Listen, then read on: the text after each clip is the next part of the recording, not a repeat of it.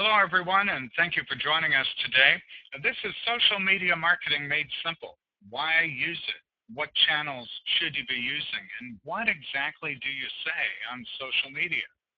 My name is Ken Countess, and I am Managing Director of the Countess Group. We are a full-service marketing and communications company. We're based in the Orlando, Florida area. So I'm glad you joined us today. We are a full-service company, as I mentioned, which means if you have an interest or need for things like email marketing, social media marketing, maybe you need your website created or updated, maybe you have a need for public relations, marketing strategy in general. All of those are things that we can handle for you or your firm. I'm a constant contact master certified expert, and that's the result of some training and vetting that we go through with that company. There are only about a dozen of us in the world. I'm also a Microsoft partner and a Google partner as well. This is a social media marketing session. As you can see, we're very active on 7 different social media platforms. They're all listed below. And of course, you can reach out to us at any time using email, go to our website, or use either of the 2 phone numbers that are listed on the page as well. Just a little bit about my background before we get underway. My background includes about 25 years in corporate America at companies whose names you may well recognize: Motorola, where I spent over 2 decades. I've also been at Marriott and CVS and a few other companies as well. And over the last 14 years, we've been consulting for dozens, actually now hundreds, of small to medium-sized businesses and nonprofits. Some of the better-known names are those that you see on screen. But here's the main message. As a small business owner, and by small business owner, I'm talking about $1 up to $500 million. Believe it or not, that's in the category of small to medium-sized businesses and nonprofits. I feel your pain. I understand that most of what you'd prefer to do would be to be working in your industry. If you're a lawyer, if you're working for credit unions, if you're a nonprofit, if you're working for a retailer, you really want to be focused on what you know and do best. And you don't want to be able to or have to spend a whole lot of time on marketing your business. And that's what we're here to help you get some insights on, is how do you market your business without it having to take away from what you love to do best. So our company, again, is the Countess Group Marketing and Communications, and we'd ask you to reach out to us because we're here to help you grow. And so in short, though, why are we here today? Well, you know, just by being here, just by signing up for this event, that social media marketing is very important to your business, but it can also be very confusing and overwhelming. There are a lot of social networks out there, and you may not consider yourself a marketing expert, but now you have to know how to use these tools, and you may not be comfortable using social media. It all looks and feels so new, and guess what? We're all still figuring this out because social media marketing literally changes every day. So it's okay to be confused and overwhelmed. We're here to help untangle the confusion. One of the things I want to point out to you is this quick chart that shows you how social media is driving web traffic. Take a look at this. 10% of all web traffic today is generated by Facebook. It generates more traffic to websites than all other social media combined. Then there's Pinterest. That's the purple line. And Pinterest drives more traffic to websites than all other social media, except, of course, for Facebook. So the point is that social media is very, very important. And if you're having questions, if you're not sure what to do, if you need help, you're not alone. I hear from people like you every day, small businesses and nonprofits who want to stand out from the pack, get more fans and followers, and spread the word about what they do on social media. And recent surveys that have been done show that you're really not alone. In fact, 54% of small businesses say they need help with social media. And 57% of nonprofits say they need help with social media. And you probably have other concerns about social media marketing as well. Many small businesses and nonprofit marketers think social media really looks interesting, but I'll never have millions of fans. Well, that's okay. Could you use another 100 or 1,000? And these new inbound marketing tools sound really great, but I have no idea what to talk about on social media. Or I'm paying close attention to what's being said. It all sounds useful, but I'll never have a dedicated staff to do it right. That's true of most businesses, large and small. Or I hear about new networks every day, but I just don't have the time to stay current.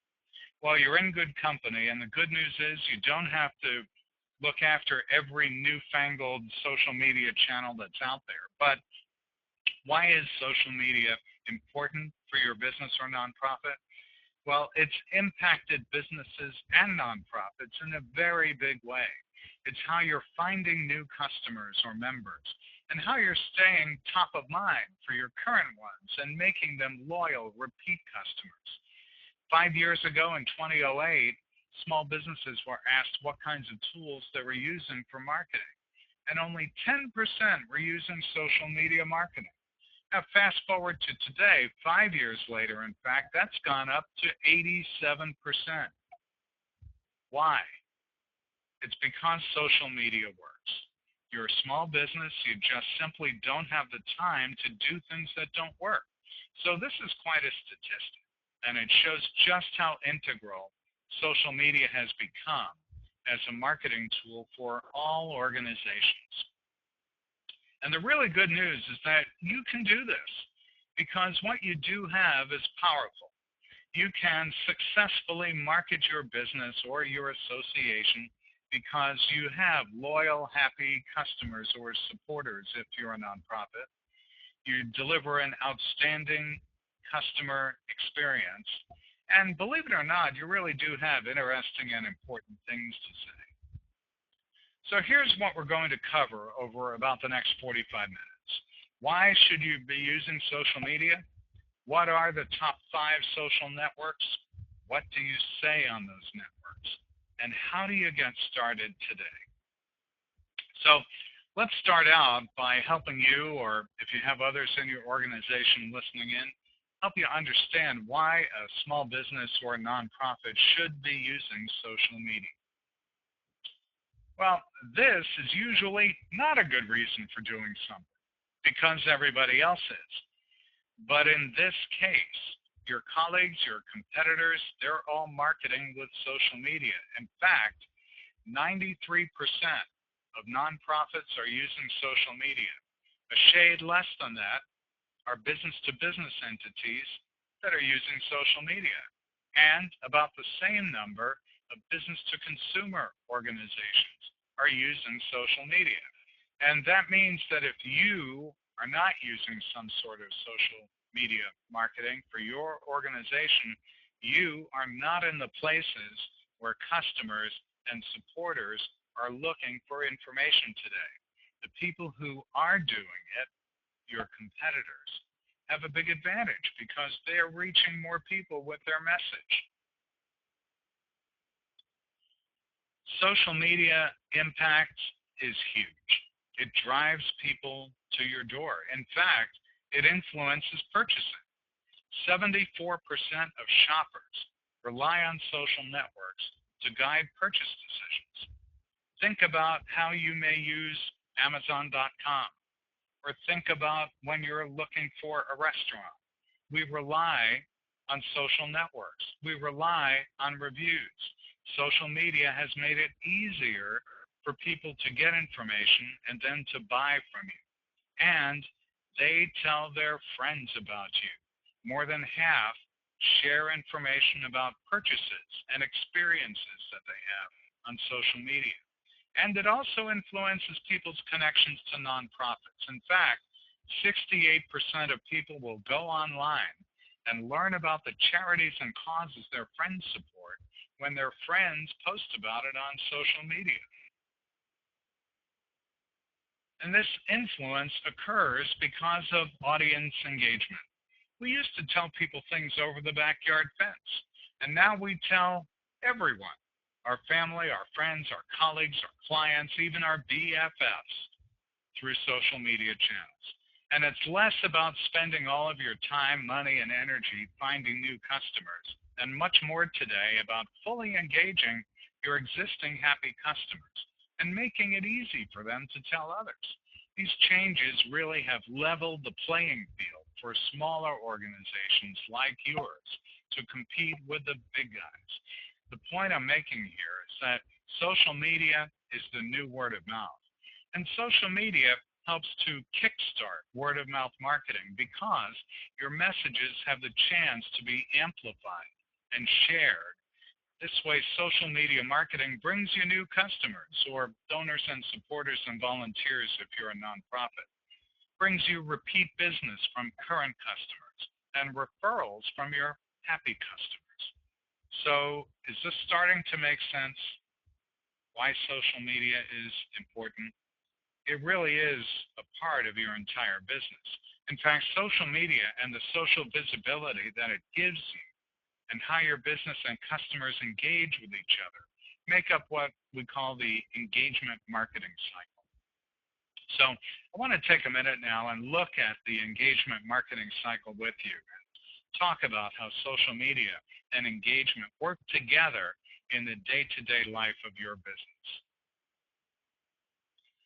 I've been talking about who's using social media and how it drives behavior. Now, let's think about the experience you provide through your interactions with customers or supporters and where social media fits in.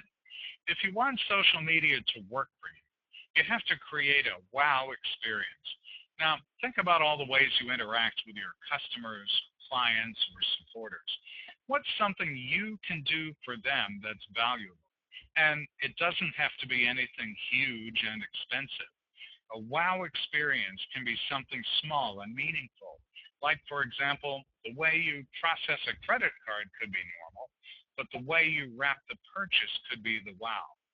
Another simple way to rise above the ordinary could be in the way you greet them at the door. Maybe sending a thank you note. If you work with other businesses, consider how you present proposals or project updates. Are you thinking about the perception of you as a professional that when you leave,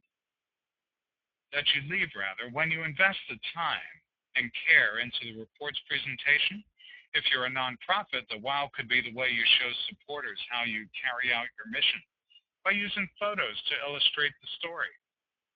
And again, you don't have to go to extremes or go way over the top. You do, however, have to help your business think about the spots where you're going to do something that really creates a connection.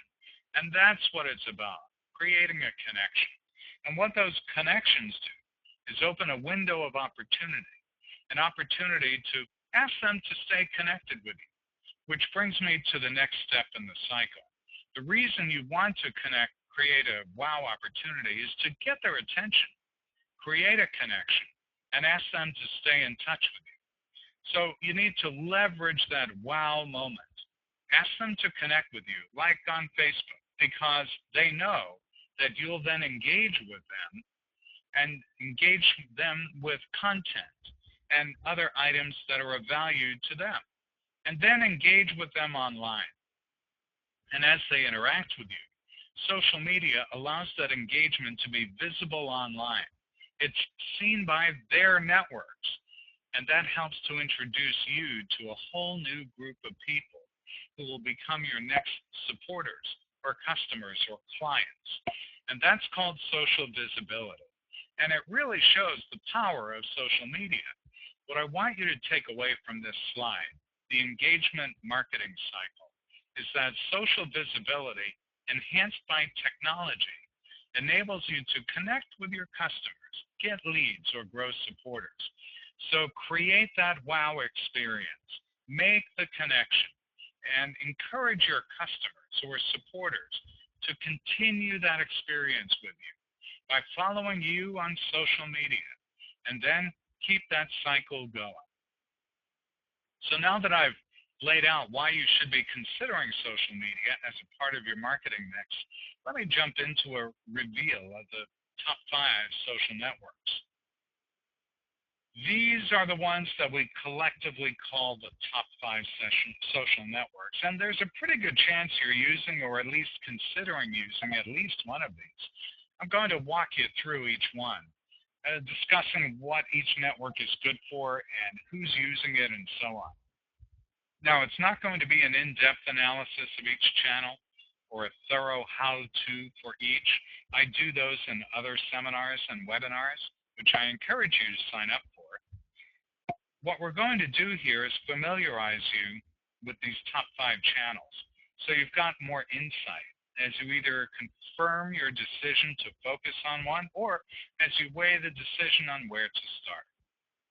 And also, here's one note. I haven't listed these in a particular order of importance because one organization may have more of a reason to use and focus on Facebook or Pinterest, while another may use exclusively LinkedIn. So now let me start with the biggest one. That's Facebook. It's the most popular of the networks, nearly 2 billion users spanning all age groups, classes, and geography. And it's the place where people go to find out what their friends and family are doing. And it's a primary resource of news and information for many. But Facebook is also where people look for interesting and useful content. What is it they share on Facebook? Well, these days, it's just about everything. It's as simple as a status update with a sentence or two, but many people and businesses also share multimedia, photos and video, and links to helpful information from their blog or from blogs of other people or companies or websites. Facebook is a place you go if you want to share engaging content that your Facebook fans interact with and respond to. And it's the best of the social networks to use if you want to reach a large audience simply because of the numbers.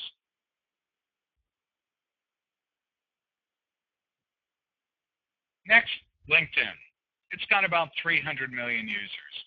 Most of it's a business focus. It started 10 years ago as a network where people could post their resumes and search for jobs, and you can still do that. But now it's become a great source of industry news. Your business or your nonprofit can create a LinkedIn page, share news either about your organization or other happenings in your industry or in your blog posts, and talk about product information. You can share testimonials from satisfied customers, but it's best for demonstrating thought leadership, positioning you as an expert in your industry. It's primarily used by B2B, business to business, but business to consumer and nonprofits do use it in their marketing as well. Twitter is a real-time feed of updates and conversations. It's got about 300 million users also.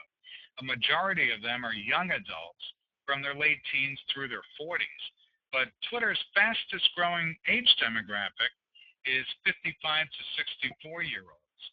And people join Twitter to find out the latest news and information, posts from brands and businesses, and to discover trends.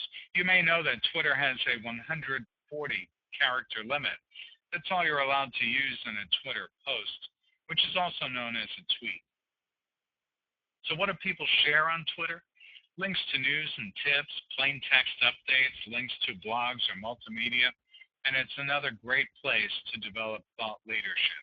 It's become very popular for B2C and nonprofits, but business-to-business operations are beginning to use it as well. Twitter, LinkedIn, and Facebook, those are the most established social media networks. They've been around for a while, and even if you haven't used them, you've probably heard of them. Now let's take a look at the two newer kids on the block, Pinterest and Google+. Pinterest has about 70 million users. It's a social channel that relies heavily on visuals. Pinterest users create boards. Think of bulletin boards. And they pin images of things they like to them. And these images can link to anything, a recipe, a video, a product, and that can take many forms of multimedia. And who's using Pinterest? Primarily women. About 80% of Pinterest users in the US are female. And the average household income of a Pinterest user right now is over $100,000. Pinterest users pin photos, videos, graphics, all sorts of things they're interested in, not just products, but tips and useful information. So it's a great way to share products, information, tips.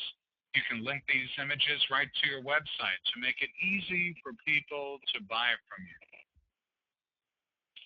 And then there's Google Plus. Google Plus has nearly 600 million users. The primary audience today is men, and its two biggest user groups are college students and software developers. It's similar to Facebook in terms of what people are looking for, but the best reason to think about Google Plus is the fact that Google loves Google. Having a page on Google Plus gives you a leg up on your competitors who aren't there yet. When someone searches on Google, Google is going to look at its own resources first. So having a presence on Google Plus can help you get to the top of a Google search. Many businesses are still figuring out how to leverage Google Plus. There's not a dominant area yet. B2B, B2C, nonprofits, they've all jumped in. If you want to learn more about Google Plus, join me for our Social Media 102 session, where we dive into these in much more detail.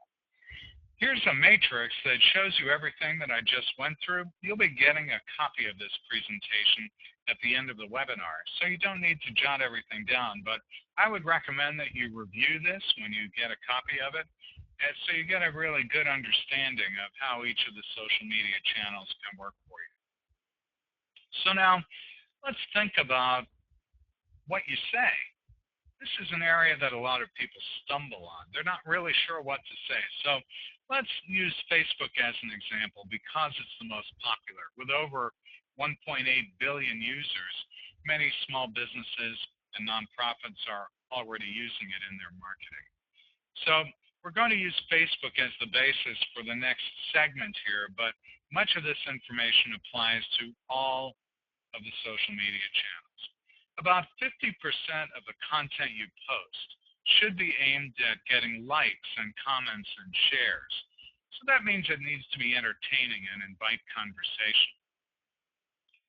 And about 30% of your content should be useful information, informative, providing information about your industry that your customers, clients, volunteers will find interesting. It positions you as an industry expert. And then if you do those two things correctly, then you've earned the right for about 20% of your content to be direct calls to action for your business. And this doesn't necessarily have to be buy now. I want to give you some examples of what I mean by each of these segments. The 50% content you post should be aimed at getting likes and shares and comments. So this means it needs to be entertaining, invite conversation. So ask questions, ask for opinions, use images and video, and be timely. Maybe there's a holiday coming up that you want to have a quick couple of words about. 30% of your content should be useful, informative, providing information about your industry that consumers, customers, clients will find interesting. Become known as a source of important information and tips, whether that content is coming from your own blog or from other blogs you trust. And if you've done all of this stuff right, then think about using the last 20% for calls to action. And this doesn't necessarily have to be buy now, but rather a teaser perhaps on something that's coming up soon.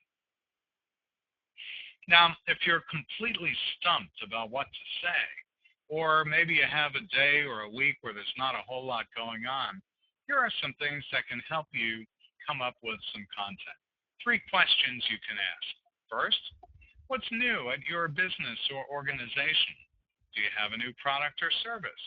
Is there a new employee? Think about what's different for your audience that they might be interested in. And think about maybe changes that have occurred within your company or firm or nonprofit. Next, think about your success stories. Did you get a great email or review from someone who was thrilled with how you helped them? Share it. Or bring them in and have them do a video testimonial about you. You can regularly post customer stories on your blog where they talk about how they might have done something with you and that you helped them achieve success. And maybe you've heard the same questions over and over again lately.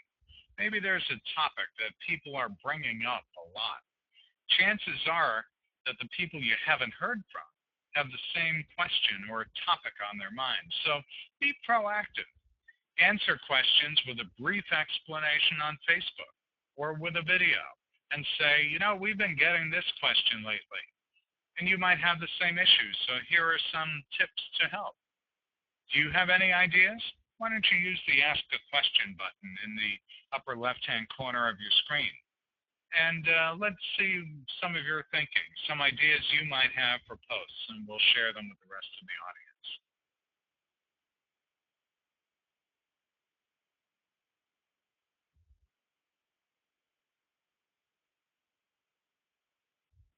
Great. Keep submitting them, and we'll talk about them later on. So how does all of this stuff really work for a small organization? How do you create simple content that's effective and keeps fans engaged? Well, let's take a look at one of my all-time favorites. This is Donna's Gourmet Cookies. During the holidays, they posted a picture of some of the new cookies they were making. And notice a comment that was posted along with the picture. Yep, we have them. It's not a complex marketing message, no convoluted marketing speak here. It's just a simple statement. Now, look at the engagement that took place. 10 people liked the post. One person actually shared the picture. These were people choosing to like the image, and one even deciding that she wanted to share it with her network. So now let's follow that person who shared the content. Here's the post as it showed up on one person's Facebook feed. This is a fan who shared the picture with her network, adding her own endorsement of Donna's and her cookies, and it got results. 5 more people liked the post. 4 people wrote comments, including this one, where a friend of the fan who shared wants to know where Donna's is located so she can go buy some cookies. And this is someone who didn't know about Donna's cookies. She didn't know they made cookies she'd like.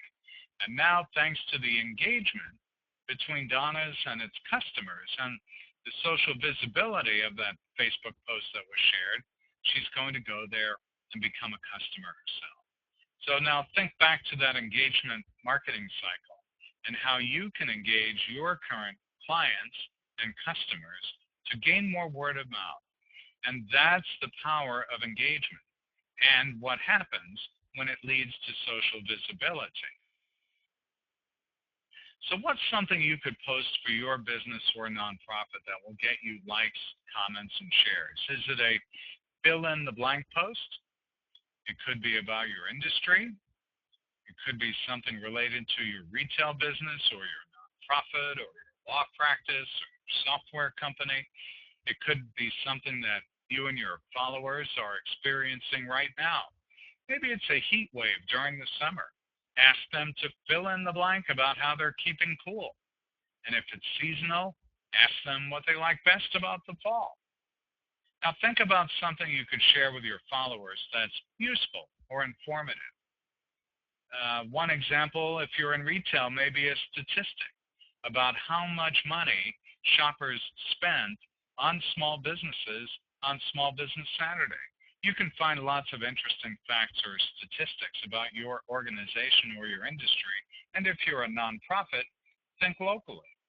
How many hours have people volunteered this month? Maybe there's something you could post directly about your business. Maybe you have a new product. Maybe you're holding an event. Maybe there's something important that's coming up. Tell your followers they're the first to know. So now that I've shared with you why social media is important and how it's driving decisions, and I've given you an introduction to the big five social networks and how to think about what you want to say, it's time to get started. And if you're just getting started, I recommend you start with Facebook because it's the biggest of the networks. And what that means is that your audience is already there. So it's easy to get started. And I'll give you three easy tips. And if you're already on Facebook, you might want to be sure that you completed all of these best practices. Check your page after the webinar. And if you've done all of these things, you can move on to applying them to the other social networks you've been considering. So first, create your Facebook page. There are two different accounts that you can create on Facebook. So I want you to know what the differences are and what you should do. You can create a Facebook page for your business or a personal profile, but it's really important to start with a Facebook business page and not a personal profile because they have different features. A Facebook business page is set up to promote your business. It has places for your information, a map, a link to your website, and the ability to add things like a menu if you're a restaurant. The business page also comes with statistics. Facebook calls these insights that show how your posts are doing, how many fans you're growing over time. The personal profile doesn't have those settings. So if you've already started a Facebook account for your business or organization and you're not sure what you have, take a look. If you have friends, you've started a personal profile. If you have likes, you have a business page. And so now that you know which account to start with, go to facebook.com/pages/create and fill out the information, your address, your phone number, your website, your hours, your description, and make sure you add your logo, that small photo on the left, and a cover photo, the big one, at the top of the page. A mistake a lot of organizations make is not filling out their information and not adding photos. You need to do this. You need to use Facebook to help build your brand because this is how people search now. Believe it or not, they're looking for an official presence on Facebook. So having a complete page shows that this is your official home on Facebook and that you're active online. And now that you're official, you've got all the information and photos, it's time to tell everyone about your page.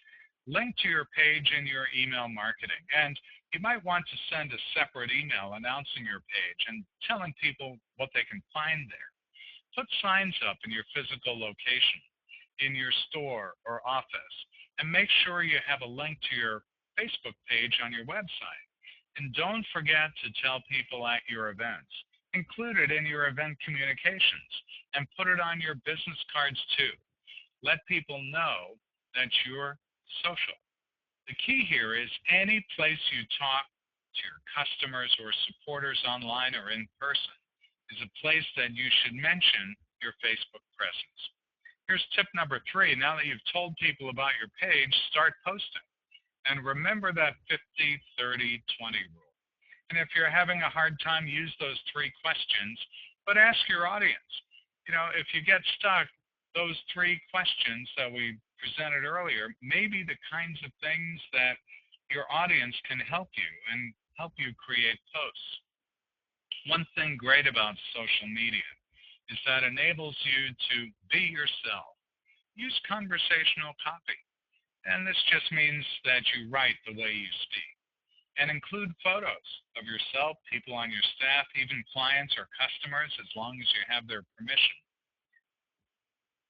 Let's think about how you plan out your posts. You could take a look at a week at a time or one channel at a time. Let's look at a week of Facebook posts. You may want to fill this out later. You'll get a blank copy of what you're about to see. But let's think about the 50-30-20 rule and think about how you could get likes, comments, and shares. Think about maybe Monday morning offering up a motivational quote, and Tuesday, maybe it's Tuesday trivia, and Wednesday, maybe it's a fill in the blank, and Thursday, Well, of course, now on Facebook, it's Throwback Thursday. And then on Friday, make it a fun day. Make it in a way that people want to get involved with your posts. Weekend's coming. Have some fun with it too. And so here's a blank version of that same slide. So when you get your copy of the presentation, go ahead and fill it out. And this will enable you to determine how to set up weeks of posts in advance. Here's a bonus for you. A best practice is to use marketing automation tools. These are the kinds of things that enable you to stick to your business, schedule things in advance, and one of our favorites is Hootsuite. Hootsuite is available free at hootsuite.com, and what Hootsuite enables you to do is to schedule up to a year in advance posts on all of the social media networks. And one more important note, email marketing is a key to your success. What do I mean by that? 77% of consumers prefer to be marketed to via email marketing. And that's comparing email to print advertising, other online marketing, outdoor advertising, radio, TV, other kinds of social media. Here's what an article in Forbes said. Customer acquisition through email has more than quadrupled in the last 4 years. Quadrupled in the last 4 years. What makes that significant is that every day we hear about Facebook, LinkedIn, Twitter, YouTube, and so on. And yet, email marketing's customer acquisition stats are 4 times greater. And email marketing outperforms Facebook and Twitter by 40 to 1 in terms of revenue generation. Customers who come to businesses through email tend to shop more and spend more.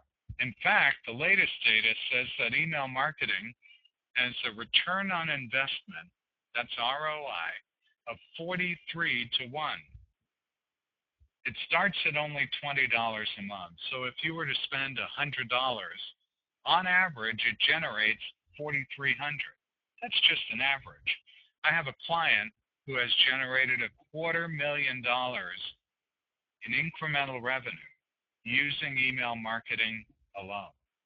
So the question is, would you spend $20 a month to grow your business with a 43 to 1 return on investment? If you're taking out a potential customer or client, clearly you're spending more than $20 to take them out to lunch. And here you can reach thousands of people who have opted in to receive communication from you for $20 a month. It's a wise way to invest in your business. So a lot of this stuff may sound hard to do, but it really isn't. You really can do this. Just keep it simple. If you're just starting out, if you're not yet using email marketing, I've got a special offer for you for attending the webinar today. And that is a reusable email template that matches the look of your website. And that's free for new paid subscriptions.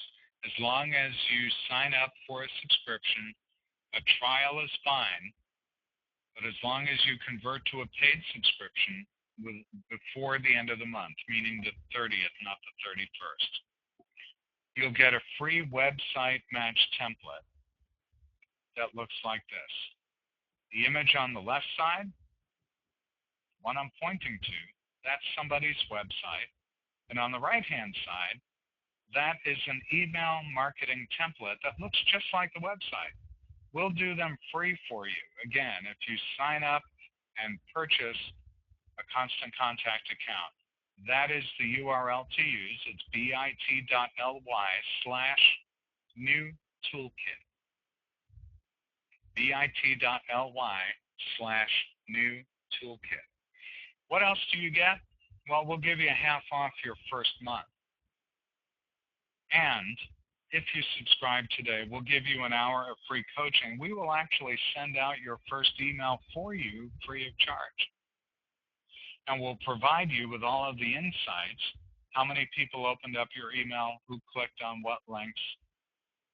In fact, we'll up the ante. We'll give you 2 months free if you sign up through us today. You'll get that free reusable template and an hour of free live help and 50% off your first 2 months of service. Plus, there's a prepaid discount. That's the one you see on the screen. So I would simply ask you, if you're not yet using social media marketing or you're not yet using email marketing, what are you waiting for?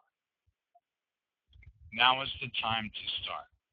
I often get people asking, well, gee, my website's not ready yet. Does that matter? The answer is no. We'll hold the template, email marketing template for you until you believe your website's ready. The point is, you really do need to start now. You're in business today. I also encourage you to join our VIP loyalty program. We've got over 1,000 members. It's free to join. Think about it as if it were a hotel or airline loyalty program. Free to join, no membership fees. You get great benefits. We offer up special benefits for our VIPs, like exclusive webinars. You can just send me an email to get details on that. Of course, you can attend by joining our mailing list. You'll get a free marketing newsletter. It comes out once a month. We don't sell anything in the newsletter. It's just information about how to do better marketing for your organization. And of course, I encourage you to continue to attend our free webinars. This is the place, bit.ly/marketing classes. That's where you can sign up for upcoming webinars. You can also find them on this URL, Seminars 2014. And that will give you webinars and our live on-site presentations as well. So I encourage you, if you're not already doing this, to get started today. There's lots of help out there. We'll give you all the help you need to help you get off the ground. And it's an easy decision. There's free help. There are no contracts, by the way. This is all month to month. We don't ask anyone to sign a contract, and there's no risk. You get a 30-day money-back guarantee on your Constant Contact subscription. 30-day money-back guarantee. So to summarize, we went through why you need to use social media, what those 5 major social networks are, how to go do it, and I encourage you to sign up for our upcoming webinars and seminars. We'll pick up again immediately after Labor Day. There's the website where you can find out where we'll be next, both online and on-site. There's lots of free help available. There are classes and webinars like these. There are blogs to go to. Constant Contact's got a great one. We've got several websites that you can go to as well. So I want to thank you for attending. We'll open up for questions here in just a moment. If you'd like to start sending questions in, you could do that right now.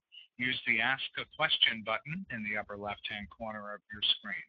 If you'd like someone to come and do free seminars for you, or your firm, or your nonprofit, if you'd like to get greater exposure for your business, just go ahead and shoot us a note. We deliver these seminars free of charge. Just send me a note and we'd be happy to help you out. Here's our contact information. Again, you'll get a copy of this at the close of the webinar. I want to thank everybody for joining us today, and now I'll open up for questions, and we'll stick around for as long as questions come in. And I want to thank you again for joining us today. I hope you'll join us for our future webinars and seminars. And so now we'll pause for questions. Thank you, everybody.